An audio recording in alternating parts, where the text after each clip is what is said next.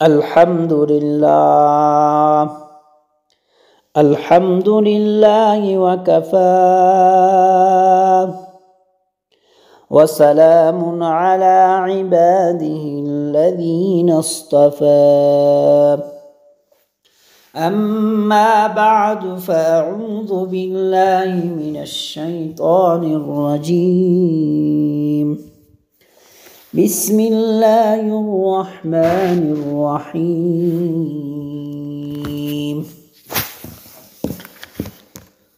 قال الله تبارك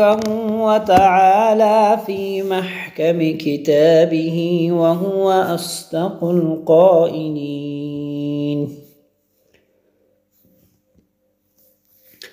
قل إن صلاتي ونسكي ومحياي ومماتي لله رب العالمين وقال النبي صلى الله عليه وسلم إن الله لا ينظر إلى صوركم وأموالكم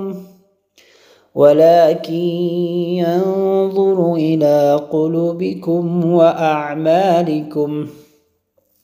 صدق الله العظيم وصدق رسوله النبي الكريم ونحن على ذلك لمن الشاهدين والشاكرين والحمد لله رب العالمين اللهم صل على محمد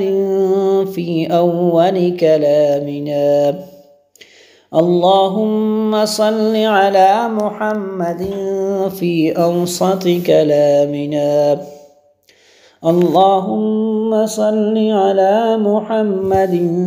في آخر كلامنا محترم ناظرین السلام علیکم ورحمۃ اللہ وبرکاتہ۔ امید کرتا ہوں سب خیریت و عافیت سے ہوں گے۔ آج گفتگو کے لیے جس عنوان کو انتخاب کیا گیا وہ ہے اخلاص للہیت۔ محترم ناظرین، رسول اللہ صلی اللہ علیہ وسلم کے ذریعے انسانی دنیا کو اخلاق حسنہ کی جو تعلیم و ہدایات ملی ہے اس کی تکمیل اخلاص للہیت کی تعلیم سے ہوتی ہے، یعنی اخلاص للہیت کتابی اخلاق کا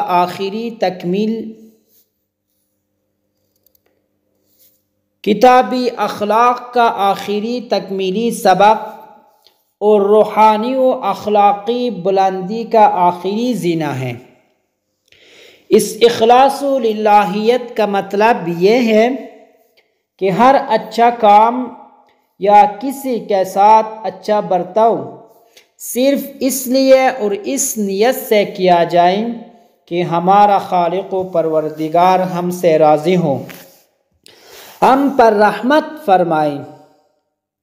اور اس کی ناراضگی اور غضب سے ہم محفوظ رہیں۔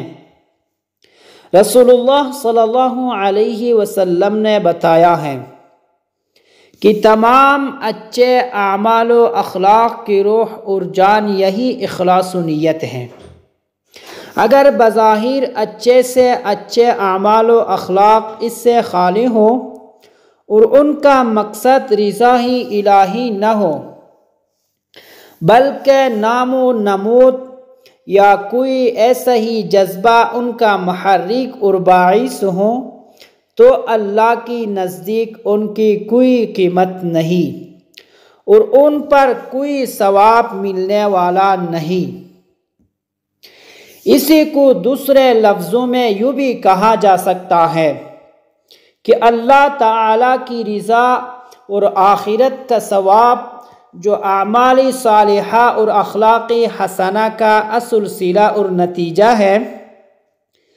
اور جو انسانوں کا اصل مطلوب و مقصود ہونا چاہیے وہ صرف اعمال و اخلاق پر نہیں ملتا، بلکہ جب ملتا ہے جب کہ ان اعمال و اخلاق سے اللہ تعالیٰ کی رضا جوئی اور اخروی ثواب کا بھی ارادہ کیا گیا ہو، اور وہی ان کے لیے اصل محرک ہو، اور ایسا ہونا بھی چاہیے۔ فرض کیجئے کہ کوئی شخص آپ کی بڑی خدمت کرتا ہے، آپ کو ہر طرح آرام پہنچانے اور خوش رکھنے کی کوشش کرتا ہے، لیکن پھر کسی ذریعے سے آپ کو یہ معلوم ہو جاتا ہے کہ اسے آپ کے ساتھ کوئی خلوص نہیں ہے،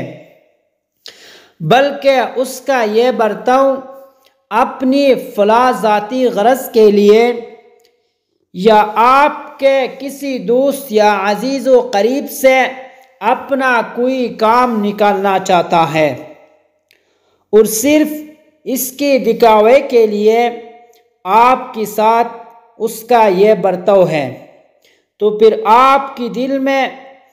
اس کے اس برتاؤ کی کوئی قدر و قیمت نہیں رہتی۔ بس یہی معاملہ اللہ تعالیٰ کا ہے۔ فرق اتنا ہے کہ ہم دوسروں کے دلوں کا حال نہیں جانتے، اور اللہ تعالیٰ سب کے دلوں اور ان کی نیتوں کا حال جانتا ہے۔ بس اس کے جن بندوں کا یہ حال ہے کہ وہ اس کی خوشنودی اور رحمت کی طلب میں اچھے اعمال کرتے ہیں اور ان کے اعمال کو قبول کر کے ان سے راضی ہوتا ہے اور ان پر رحمتیں نازل کرتا ہے، اور آخرت جداری جزا ہے،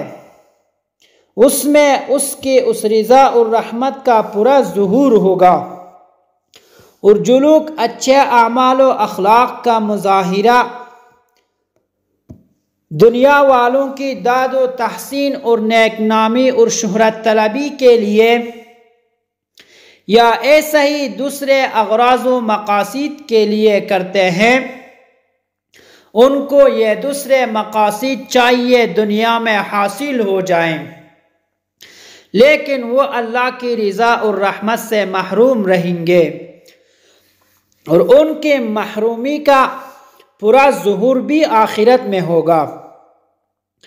حضرت ابو ہریرہ رضی اللہ عنہ سے روایت ہے کہ رسول اللہ صلی اللہ علیہ وسلم نے فرمایا کہ اللہ تعالی